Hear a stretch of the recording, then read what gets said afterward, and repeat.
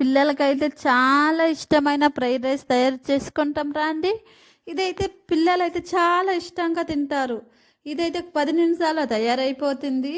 ఇప్పుడు అయితే రాండి ఫ్రెండ్స్, ఇప్పుడైతే వీడియోకి వెళ్తాం. ఇప్పుడు కట్ చేసిన బీన్స్ తీసుకోండి, మీ దగ్గర వెజిటేబుల్ ఉంటే అది తీసుకోండి. క్యారెట్, పచ్చిమిర్చి, కరివేపాకు కొంచెం తీసుకోండి. ఇప్పుడైతే స్టవ్ అంటించుకొని ఒక కడాయి పట్టుకొని ఒక 2 స్పూన్ ఆయిల్ వేసుకోండి. ఇప్పుడు కట్ చేసిన క్యారెట్ని వేసుకొని ఫ్రై చేసుకోండి. ఇదైతే ఒక 2-3 నిమిషాలు ఫ్రై చేసుకోండి. ఇప్పుడైతే కట్ చేసిన బీన్స్ని వేసి ఫ్రై చేసుకోండి. ఇది ఫ్రై అయిన తర్వాత ఇప్పుడు కట్ చేసిన పచ్చిమిర్చిని వేసి ఫ్రై చేసుకోండి. ఇదైతే పిల్లలైతే చాలా ఇష్టంగా తినుకుంటారు. ఇలా చేసిస్తే పిల్లలకి. ఇప్పుడు కరివేపాకు కొంచెం వేసుకొని ఫ్రై చేసుకోండి. ఇప్పుడు ఇది ఫ్రై అయిన తర్వాత ఇప్పుడు సాల్ట్ ఒక 1/2 స్పూన్ వేసి ఫ్రై చేసుకోండి. ఇప్పుడైతే ఫ్రైడ్ రైస్ మసాలా తీసుకున్నాను, ఇదైతే ఒక 1/2 స్పూన్ వేసుకుంటున్నాను. 1/2 స్పూన్ వేసి బాగా ఫ్రై చేసుకోండి.